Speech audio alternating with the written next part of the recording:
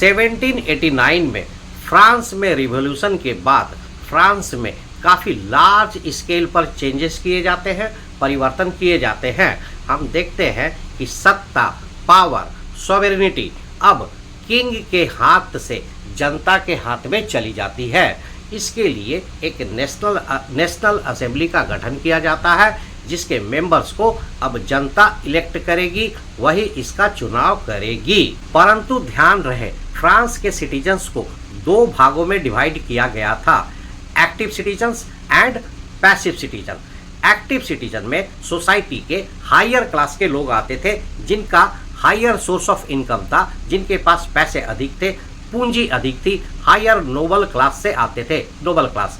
दूसरे सेक्शन में passive citizen में लोअर सेक्शन ऑफ सोसाइटी के लोग आते थे, जिनकी इनकम कम थी, जिनके पास पूंजी कम थे, जिनके पास पैसे कम थे, और महिलाएं, वीमेंस भी पैसिव सिटीजन में आती थी। तो एक्टिव और पैसिव सिटीजन में सबसे जो मेन डिफरेंस था कि एक्टिव सिटीजन्स को वोट देने का अधिकार था, जबकि पैसिव सिटीजन्स को वोट देने का अधिकार नहीं था। यह जो नेशनल असेंबली था, उसमें वोट देने का अधिकार एक्टिव सिटीजन को ही था, और एक्टिव सिटीजन ही यह डिसाइड करेंगे कि नेशनल असेंबली के मेंबर्स कौन होंगे। जनता ही अब यह डिसाइड करेगी कि फ्रांस एज ए नेशन कैसा होगा, फ्रांस का डेस्टिनी, भविष्य कैसा होगा। People will constitute the nation and will decide the destiny of France. एक सेंट्रलाइज्ड एडमिनिस्ट्रेटिव सिस्टम का फॉर्मेशन किया जाता है, और सभी सिटीजन्स को यूनिफॉर्म राइट्स दिए जाते हैं। इसके साथ साथ वेट एंड मेजरमेंट में भी रिफॉर्म किया जाता है, सुधार किया जाता है। इंटरनल कस्टम ड्यूटीज और ड्यूज जो कि फ्रांस के अंदर में ट्रेड करने पर, व्यापार करने पर लगता था, उसको अब एबॉलिश कर दिया जाता है, समाप्त कर दिया जाता है। जो लोकल डायलेक्ट्स थे, लैंग्वेज थी, भाषा थी, उसकी जगह पर अब पूरे फ्रांस में पेरिस में बोली जाने वाली फ्रेंच लैंग्वेज को इम्प्लीमेंट किया जाता है। पूरे फ्रांस में फ्रेंच लैंग्वेज को ऑफिशियल लैंग्वेज बनाया जाता है। अब पुराने राजा की नाम की जगह पर नेशन के नाम पर ओथ लिया जाने लगा। फ्रेंच रिवॉल्यूशनरीज ने अपने हीरोज़ को, अपने ट्रेडिशन को, अपने कल्चर को आगे बढ़ाया। नए सॉन्ग्स, नए एंथम्स, राष्ट्रगान लिखे गए। कल्चर के माध्यम से भी फ्रांस के लोगों को यूनाइट करने का प्रयास किया। उनके बीच में एक कॉमन आइडेंटिटी का निर्माण करने का प्रयास किया। इसके लिए उन लोगों ने ला पैत्री, फादरलैंड, पितृभूमि, पिता की भूमि, और ले सिटोयन, जनता, पब्लिक जैसे वर्ड्स का इस्तेमाल किया, और लोगों में नेशनलिज्म यानी कि देशभक्ति की भावना का विकास किया। कल्चरल मूवमेंट में फ्रेंच रिवॉल्यूशनरीज ने लैंग्वेज, भाषा के आधार पे भी लोगों को यूनाइट करने का प्रयास किया। उनके बीच में कॉमन आइडेंटिटी लाने का प्रयास किया। जैसा कि हम लोगों ने अभी देखा कि उन लोगों ने फ्रेंच लैंग्वेज को पूरे फ्रांस में इम्प्लीमेंट किया और भाषा के माध्यम से लोगों को जोड़ने का प्रयास किया। तो इस तरह से हम देखते हैं कि फ्रांस में एक न्यू आइडियोलॉजी का विकास होता है, जहाँ पर कि रिपब्लिक, डेमोक्रेसी, सोशलिज्म, मानवाधिकार, rights to citizen, fundamental rights आदि जैसी बातों का विकास होता है। फॉर्मेशन ऑफ गवर्नमेंट में लोगों की भागीदारी बढ़ती है। तो इस तरह से हम देखते हैं कि जनता के अधिकार बढ़ते हैं, उन्हें यूनिफॉर्म राइट मिलती है, समान अधिकार मिलते हैं, और गवर्नमेंट के निर्माण में उनकी भूमिका बढ़ जाती है। ऐसे समय में विश्व के रंगमंच पर एक ऐसे व्यक्तित्व, एक ऐसे पर्सनालिटी का उदय होता है जिसका नाम था नेपोलियन बोनापार्ट। नेपोलियन ने न सिर्फ फ्रांस और यूरोप पर बल्कि पूरे विश्व पर अपना प्रभाव छोड़ा। हम पूरे विश्व को नेपोलियन के पहले और नेपोलियन के बाद के रूप में देख सकते हैं। तो इस बात से समझिए कि नेपोलियन कितनी बड़ी शख्सियत था। तो आइए देखते हैं कि नेपोलियन ने ऐसा क्या कर दिया कि ना सिर्फ फ्रांस और यूरोप बल्कि पूरे विश्व पर प्रभाव पड़ा और दुनिया बदल गई। सत्ता, पावर में आते ही नेपोलियन ने ओल्ड डायनेस्टी को इस्टेब्लिश किया और डेमोक्रेसी को पूरी तरह से नष्ट कर दिया। ही डिस्ट्रॉयज डेमोक्रेसी। हमने अभी देखा कि 1789 के बाद फ्रांस में Republic, democracy, socialism, fundamental rights, human rights, rights of citizen आदि जैसी बातें हो रही थी, जिसमें कि जनता की भागीदारी बढ़ गई थी और जनता गवर्नमेंट के फॉर्मेशन में महत्वपूर्ण भूमिका निभा रही थी। Peoples were playing a major role in formation of government. French revolutionaries का यह बिलीफ था, मानना था कि यह जो फ्रेंच का आइडियोलॉजी है, इसको फ्रांस के बाहर यूरोप के अन्य हिस्सों में भी प्रचार प्रसार किया जाए, एक्सपैंड किया जाए और इसके लिए यूरोप के अन्य हिस्सों में जो ओल्ड डायनेस्टी है उसको रिप्लेस कर नेशन स्टेट, राष्ट्र राज्य को बनाया जाए।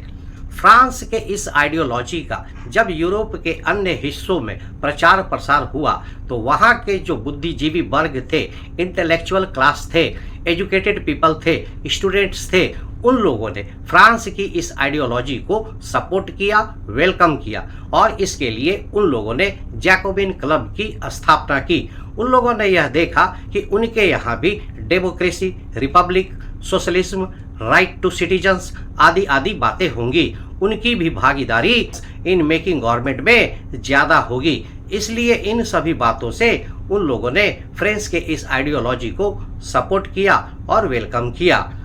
इसके लिए उन लोगों ने अपने देश में कई प्रकार के एक्टिविटीज़ ऑर्गेनाइज किए। उनके इन सभी बातों से ही प्रभावित होकर फ्रेंच आर्मी ने यूरोप के बाकी हिस्सों में अपने अभियान की शुरुआत की। Expedition of French army started. 1790 के बाद से French army Holland, Belgium, Switzerland, Italy के एरिया में घुसी।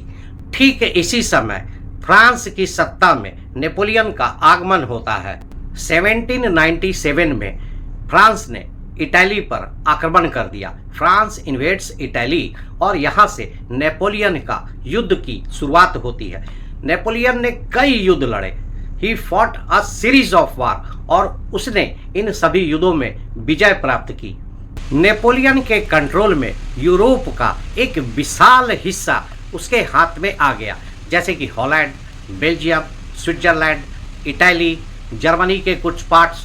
तो हम देखते हैं कि यूरोप का एक काफ़ी विशाल हिस्सा नेपोलियन के कंट्रोल में आ गया। जैसा कि हम लोगों ने देखा कि फ्रांस में कई प्रकार के एडमिनिस्ट्रेटिव रिफॉर्म्स हुए थे, ट्रेड एंड कॉमर्स में सुधार हुआ था।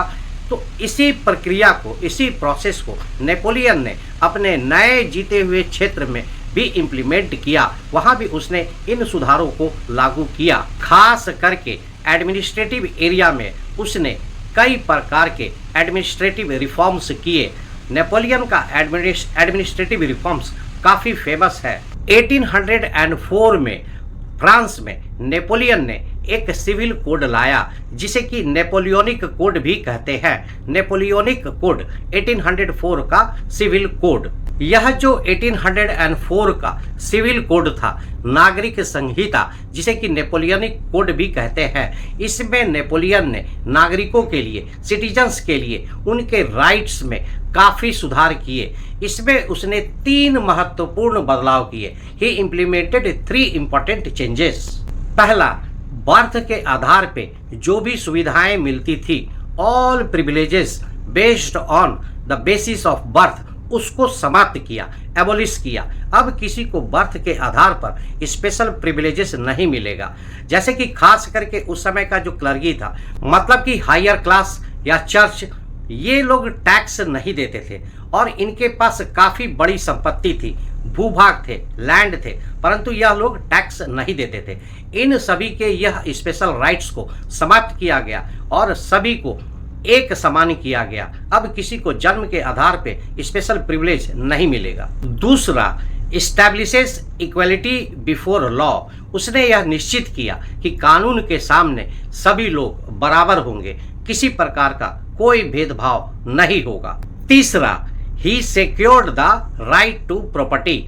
उसने राइट टू प्रॉपर्टी, संपत्ति के अधिकार को सुनिश्चित किया और यह निश्चित किया कि किसी के भी राइट टू प्रॉपर्टी, संपत्ति के अधिकार का हनन ना हो। नेपोलियन ने यह डिसाइड किया कि 1804 में जो सिविल कोड उसने फ्रांस में लाया था, जिसे कि आमतौर पर नेपोलियनिक कोड के नाम से भी जानते हैं, उसको अपने डायरेक्ट कंट्रोल वाले इलाके में, जो कि यूरोप के अन्य हिस्सों में उसके डायरेक्ट कंट्रोल में था, वहाँ पर भी इम्प्लीमेंट किया जाए। जैसे कि डच एरिया में, डच एरिया मतलब हॉलैंड एंड बेल्जियम में, स्विट्जरलैंड में, जर्मनी में, इटली में एडमिनिस्ट्रेटिव रिफॉर्म्स किए।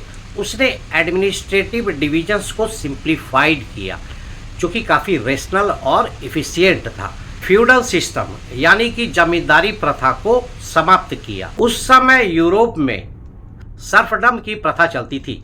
सर्फडम यानी फोर्स्ड लेबर, बेगार, इसको नेपोलियन ने एबॉलिश कर दिया, समाप्त कर दिया। टाउन्स में जो गिल्ड होते थे, गिल्ड व्यापारिक श्रेणी, उन पर जो रेस्ट्रिक्शंस था उसको नेपोलियन ने समाप्त कर दिया। ट्रांसपोर्ट एंड कम्युनिकेशन पर विशेष ध्यान दिया गया और ट्रांसपोर्ट एंड कम्युनिकेशन में काफ़ी सुधार किए गए, रिफॉर्म्स किए गए। पहले अलग अलग एरिया में ट्रेड के अलग अलग लॉ थे, कानून थे, तो इसने जो है इन सभी एरिया में ट्रेड के लिए यूनिफॉर्म लॉ लाया, एक समान लॉ बनाया। जैसा कि फ्रांस में वेट एंड मेजरमेंट का स्टैंडर्डाइजेशन किया गया था, उसी प्रकार नेपोलियन ने यूरोप के अपने डायरेक्ट कंट्रोल वाले एरिया में भी वेट एंड मेजरमेंट का स्टैंडर्डाइजेशन किया। उसने एक कॉमन नेशनल करेंसी को इम्प्लीमेंट किया। एक common national currency was implemented. इस तरह से हम देखते हैं कि नेपोलियन ने सिविल कोड 1804, जिसको कि नेपोलियनिक कोड भी कहते थे, के माध्यम से ना सिर्फ फ्रांस बल्कि पूरे यूरोप में एक व्यापक चेंजेस करता है, मेजर चेंजेस। और हम देखते हैं कि आने वाले समय में ना सिर्फ फ्रांस में बल्कि यूरोप पर इसका पूरा प्रभाव पड़ता है, जो कि बाद में विश्व के अलग अलग देशों में भी इसका प्रभाव पड़ता है। नेपोलियन के इन रिफॉर्म्स का, सुधारों का लोगों ने काफ़ी स्वागत किया, वेलकम किया, सपोर्ट किया।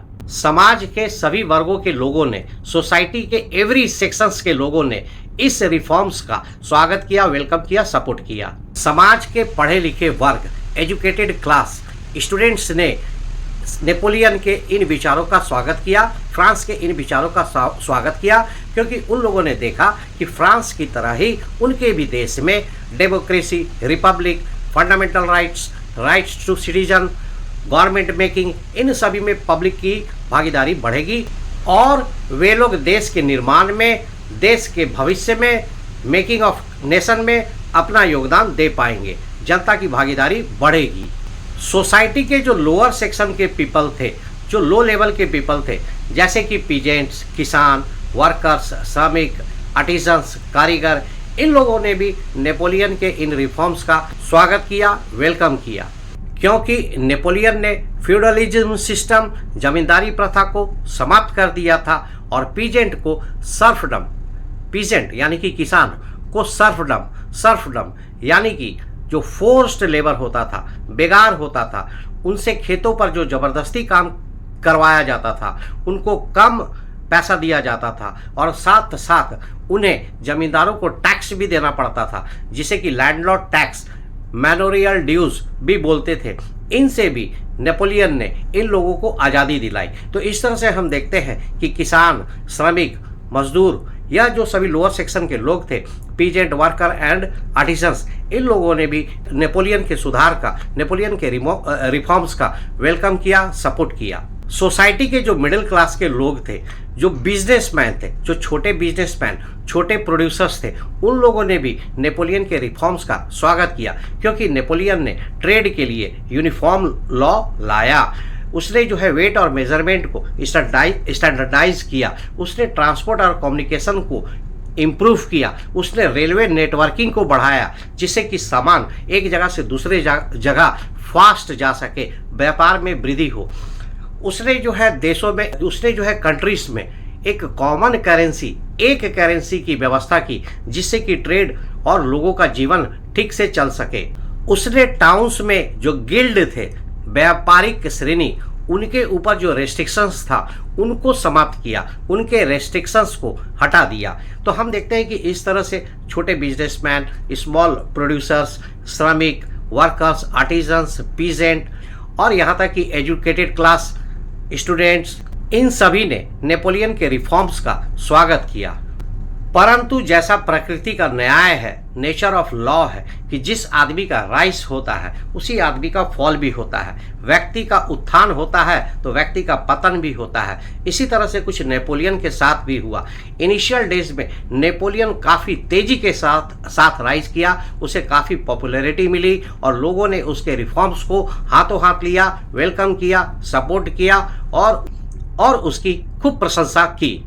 परंतु बाद में हम देखते हैं कि नेपोलियन के इन्हीं रिफॉर्म लोगों ने नापसंद करने शुरू कर दिए। लोगों ने इन रिफॉर्म्स के खिलाफ आवाज़ उठानी शुरू कर दी। तो ऐसी क्या बात हो गई? इतने अच्छे सुधार थे, रिपब्लिक था, डेमोक्रेसी था, ह्यूमन राइट्स था, राइट्स टू सिटीजन था, गवर्नमेंट मेकिंग में पब्लिक का कंट्रीब्यूशन था। तो इन सभी बातों के होते हुए ट्रेड में सुविधा था, एक कॉमन करेंसी थी, networking and communication, railway improvement था, गिल्ड्स को जो है उसने रेस्ट्रिक्शन से मुक्त किया था, फ्यूडलिज्म सिस्टम को समाप्त किया था, पीजेंट के लिए जो फोर्स्ड लेबर था, बेगार था, उसको एबॉलिश किया था। हम देखते हैं कि उसने जो स्पेशल प्रिविलेज राइट थे जो बर्थ के आधार पे मिलते थे उसको समाप्त किया। इक्वलिटी बिफोर लॉ के लिए उसने काम किया। तो इस तरह से काफ़ी चीज़ें उसने की, प्रॉपर्टी ऑफ राइट को सिक्योरिटी दिया। तो फिर भी इतनी सारी बातें करने के बाद और इनिशियल डेज में लोगों ने इसको काफ़ी वेलकम किया, सपोर्ट किया। तो ऐसे कौन से कारण हो गए कि नेपोलियन की यह बातें अब उल्टी हो गई और नेपोलियन का पतन होने लगा और फाइनली नेपोलियन का फॉल हो गया? तो इसको समझते हैं। जिन एरियाज को कॉन्क्वायर किया गया था, डायरेक्ट कंट्रोल में लाया गया था, विजय किया गया था, वहाँ पर लोगों के रिएक्शन मिक्स थे, अलग अलग विचार थे। शुरुआती दिनों में यूरोप के बहुत सारे हिस्से में फ्रेंच आर्मी का स्वागत किया जाता है, वेलकम किया जाता है, जैसे कि हॉलैंड में, बेल्जियम में, ब्रसेल्स में, मेंज में, मिलान में, वार्सा में। फ्रेंच आर्मी को हार्बिंगर ऑफ लिबर्टी, स्वतंत्रता का तोहफा देने वाले, giving gift of freedom, harbinger of liberty के रूप में स्वागत किया गया, वेलकम किया गया। इन लोगों ने यह सोचा था कि इन्हें भी जैसा कि फ्रांस में है, इन्हें भी ऐसा ही ट्रीटमेंट मिलेगा। इनके भी देश में ओल्ड डायनेस्टी को समाप्त कर new nation, making of new nation, नए राष्ट्र राज्यों के रूप में इनके यहाँ भी प्रोसेस स्टार्ट किया जाएगा। इनके यहाँ भी republic, democracy, socialism, rights to citizen, government making में इनकी ज़्यादा भागीदारी आदि सभी बातें होंगी। परंतु धीरे धीरे इन लोगों को यह रियलाइज होने लगा कि जो पॉलिटिकल फ्रीडम के नाम पे, आज़ादी के नाम पे इनके देश में किया जा रहा है और इसके लिए जो एडमिनिस्ट्रेटिव रिफॉर्म्स किए जा रहे हैं वह दोनों एक ही डायरेक्शन में नहीं है। एडमिनिस्ट्रेटिव रिफॉर्म्स जो है पॉलिटिकल फ्रीडम के नाम पे किया जा रहा है। इस तरह से नेपोलियन का विरोध बढ़ता गया और उसका एडमिनिस्ट्रेटिव रिफॉर्म इस विरोध के सामने फीका पड़ गया। हालांकि उसने काफ़ी महत्वपूर्ण इम्पोर्टेंट एडमिनिस्ट्रेटिव रिफॉर्म्स किए थे, खास करके जर्मनी के लिए, जिसको कि हम आगे अभी देखते हैं। नेपोलियन ने इन नए विजित प्रदेशों पर जो न्यूली कॉन्क्वायर्ड पार्ट्स थे इनमें टैक्स बढ़ा दिया था। तो टैक्सेशन वेयर इंक्रीज्ड। दूसरी चीज की यहाँ पर सेंसरशिप था, तो यहाँ पर सेंसरशिप भी एक मेन मुद्दा बनकर आया। सबसे इम्पॉर्टेंट बात थी कि फ्रेंच आर्मी में रिक्रूटमेंट, बहाली जबरदस्ती किया जा रहा था। फ्रांस का यह कहना था कि उसे एक विशाल आर्मी की जरूरत है जिससे कि वह यूरोप के अन्य हिस्सों में नेशन, राष्ट्र, मेकिंग ऑफ न्यू नेशन को बना सके।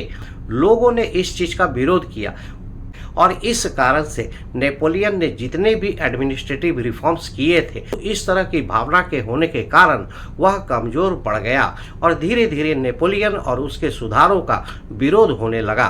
नेपोलियन के क्रांतिकारी विचारों ने, रिवॉल्यूशनरीज आइडिया ने पूरे यूरोप में खलबली मचा दी थी। पूरे यूरोप को यह लगने लगा था कि नेपोलियन ओल्ड डायनेस्टी को समाप्त कर न्यू नेशन स्टेट का मेकिंग की ओर बढ़ रहा है। इससे ओल्ड डायनेस्टी को नेपोलियन से खतरा हो गया। उस समय यूरोप के 4 ग्रेट पावर्स थे, जिन्हें कि उस समय ग्रेट पावर्स के नाम से जाना जाता था। उस समय के 4 ग्रेट पावर थे ब्रिटेन, प्रसा, जिसको कि प्रसिया भी बोलते हैं, आप प्रसा बोलिए, प्रसिया बोलिए, जो भी बोलिए। यह प्रसा या प्रसिया आज का जर्मनी का एक मेजर पार्ट है। उस समय यह जर्मनी में होता था। तो रसिया, प्रसिया या प्रसा, ब्रिटेन और ऑस्ट्रिया। ऑस्ट्रिया उस समय बहुत शक्तिशाली राज्य था। वहाँ पे हैब्सबर्ग अंपायर था। तो ऑस्ट्रिया और हंगरी का राज्य था। यहाँ पर डायनेस्टी थी। तो ब्रिटेन, प्रसा, रसिया और ऑस्ट्रिया, यह ग्रेट पावर, ये 4 ग्रेट पावर आपस में मिल गए और इन्होंने एक यूनियन बनाया और इन चारों ने मिलकर नेपोलियन के अगेंस्ट में युद्ध किया। 1815 में नेपोलियन की पराजय होती है और नेपोलियन हार जाता है। इस युद्ध की समाप्ति के साथ ही नेपोलियन का पतन हो जाता है। इन 4 ग्रेट पावर्स के जीतने के बाद अब इनको चुनौती देने वाला कोई नहीं था। हम देखते हैं कि इसके बाद ये 4 स्टेट मिलकर ट्रीटी ऑफ वियना करते हैं, वियना की संधि। इसके बाद ही हम देखते हैं कि कंजर्वेटिव्स का फिर से उदय होता है और इन्हीं कंजर्वेटिव्स को न्यू कंजर्वेटिव बोलते हैं। कंजर्वेटिव का मतलब जो कि पुरानी परंपरा, ट्रेडिशन, रीति रिवाज में विश्वास रखते थे।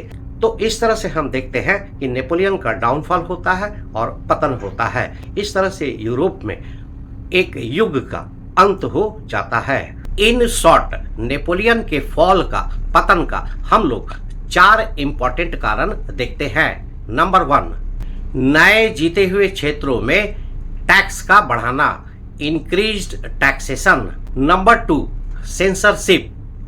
नंबर 3, फ्रेंच आर्मी का, फ्रांस का यूरोप के बाकी हिस्सों में फ्रेंच आइडियोलॉजी का एक्सपेंशन करने के लिए फ्रेंच आर्मी में वहां के लोगों का फोर्स्ड रिक्रूटमेंट, जबरदस्ती बहाली करना। नंबर 4, नेपोलियन के रिवॉल्यूशनरी आइडिया के कारण यूरोप में उस समय जो मेजर डायनेस्टी थी, ब्रिटेन, प्रसिया, रसिया, ऑस्ट्रिया और हंगरी का डायनेस्टी, इन चारों ने मिल करके एक कॉमन फ्रंट बनाया और नेपोलियन के अगेंस्ट में वार किए। इन 4 इंपॉर्टेंट रीजन्स के कारण नेपोलियन का डाउनफॉल, पतन हो गया। नेपोलियन अपने एडमिनिस्ट्रेटिव रिफॉर्म्स के कारण अधिक जाना जाता है। तो उसका एक क्लासिकल एग्जाम्पल है जर्मनी के रीजन में, जहां पर जर्मनी में अनेक भाषाई लोग, अनेक तरह के लैंग्वेज बोलने वाले लोग उस एरिया में रहते थे और नेपोलियन ने वहां पर एडमिनिस्ट्रेटिव रिफॉर्म किए। उसने जर्मनी के इन भागों में 39 स्टेट्स बनाए और उनका एक कॉन्फेडरेशन बनाया। कॉन्फेडरेशन मतलब ग्रुप बोल दीजिए, समूह बोल दीजिए, यूनियन बोल दीजिए। तो creation of confederation of 39 states in German speaking area. उस समय जर्मनी बहुत ही छोटे छोटे एरियाज में बटा हुआ था। काउंटलेस स्मॉल प्रिंसिपैलिटीज था, बहुत ही छोटे छोटे बहुत सारे एरियाज थे। नेपोलियन ने इन सभी एरियाज को एक साथ जोड़ा, यूनाइट किया और इन सभी एरिया में से 39 स्टेट्स को क्रिएट किया, क्रिएशन। नेपोलियन ने इन 39 स्टेट्स का एक कॉन्फेडरेशन बनाया और उसने यहाँ पर एडमिनिस्ट्रेटिव रिफॉर्म्स किए। यह सभी घटना जर्मनी के डिफरेंट लैंग्वेज स्पीकिंग एरिया की हो रही है। यह नेपोलियन का एक बहुत ही क्लासिकल एग्जाम्पल है। नेपोलियन ने इन सभी 39 स्टेट्स में अपने अपने स्टेट्स के लिए कॉमन करेंसी को इम्प्लीमेंट किया। मतलब इन सभी 39 स्टेट्स में अपने अपने स्टेट्स में एक कॉमन करेंसी को इम्प्लीमेंट किया, जिसके कारण ट्रेड, व्यापार, कॉमर्स में तेजी आई। उसने इस एरिया में standardisation of weight and measurement किया। जैसा कि हमने पहले भी देखा था कि फ्रांस में यह सिस्टम लागू किया गया था। उस समय हर एरिया में अलग अलग वेट का और मेजरमेंट का डेफिनेशन होता था। कहने का मतलब है कि हर एरिया में वेट को मेज़र करने का तरीका अलग अलग था। उसी तरह से लेंथ को मेज़र करने का भी तरीका अलग अलग था। लेंथ का पैरामीटर्स फिक्स नहीं था। इससे लोगों को काफ़ी दिक्कतों का सामना करना पड़ता था। अलग अलग करेंसी होने के कारण लोगों को कस्टम ड्यूज को पे करने में बहुत परेशानी का सामना करना पड़ता था। नेपोलियन ने इस पे सुधार कर ईच एंड एवरी स्टेट के लिए, यह जो 39 स्टेट थे उस पर कॉमन करेंसी लाया। हर स्टेट के लिए एक करेंसी, नॉट 39 स्टेट्स के लिए एक ही करेंसी, हर स्टेट में एक ही करेंसी होगी। और उसने standardisation of weight and measurement किया, जिससे कि व्यापार में काफ़ी तेजी आई। उसका यह एडमिनिस्ट्रेटिव रिफॉर्म इतना सक्सेसफुल हुआ कि 1815 में जो ट्रीटी ऑफ वियना हुई, जिसमें कि 4 ग्रेट पावर्स प्रसिया, रसिया, ब्रिटेन और ऑस्ट्रिया, इन लोगों ने भी नेपोलियन के बनाए हुए इस कॉन्फेडरेशन ऑफ 39 स्टेट्स को टच नहीं किया और इसमें किसी प्रकार का कोई चेंजेस, बदलाव, परिवर्तन नहीं किया।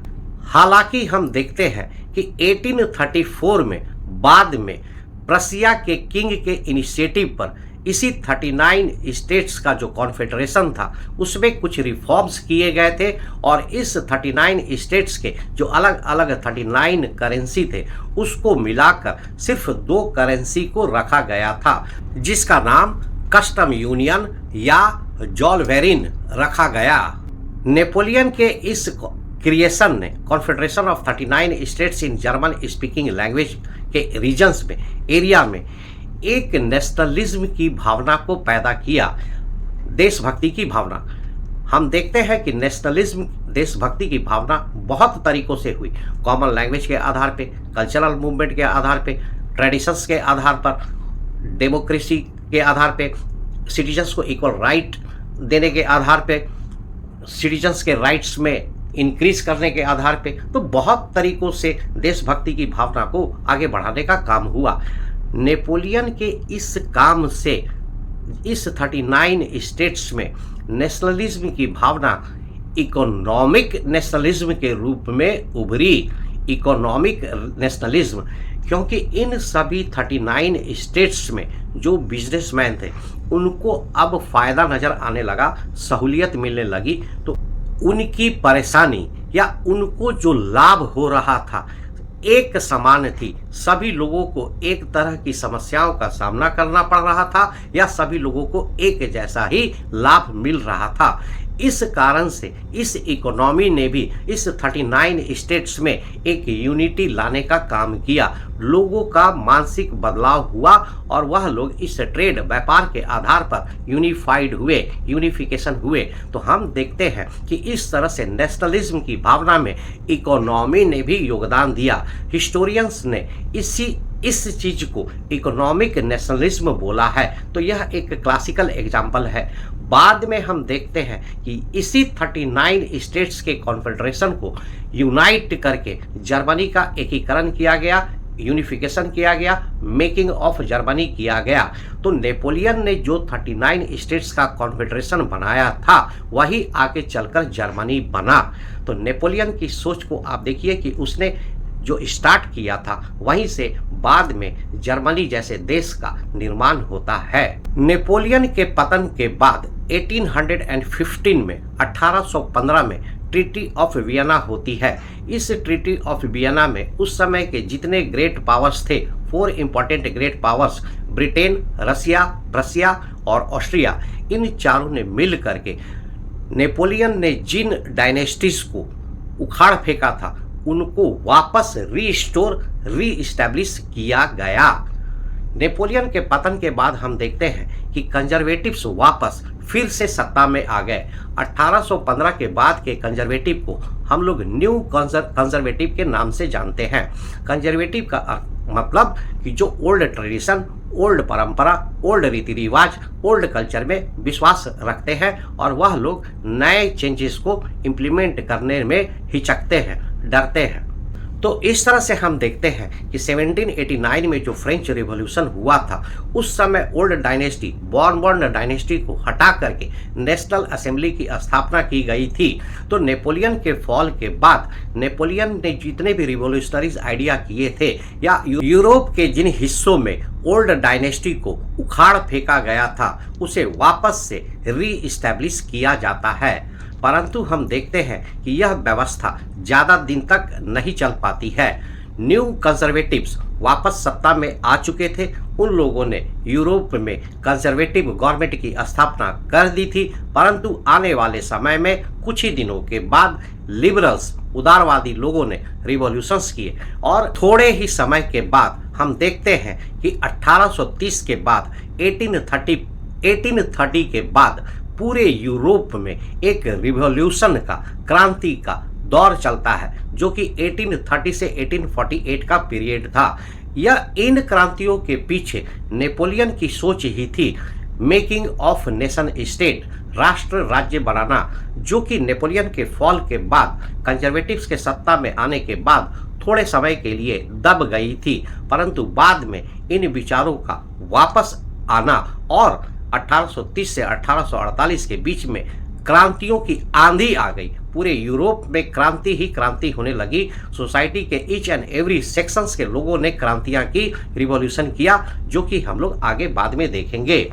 तो नेक्स्ट वीडियो में हम लोग देखेंगे कि नेपोलियन के फॉल के बाद ट्रीटी ऑफ वियना 1815 की जो वियना की संधि थी वो कैसे हुई, उसके क्या प्रमुख इंपॉर्टेंट बातें थी और किस तरह से बातें यूरोप में आगे बढ़ी और फिर फाइनली कैसे नेशन स्टेट बना और किस तरह से लोगों को आज की तरह अधिकार मिले। नेपोलियन एक ऐसा कैरेक्टर, एक ऐसा पर्सनालिटी था जिसने कि ना सिर्फ फ्रांस और यूरोप में बल्कि पूरे दुनिया में अपना असर छोड़ा।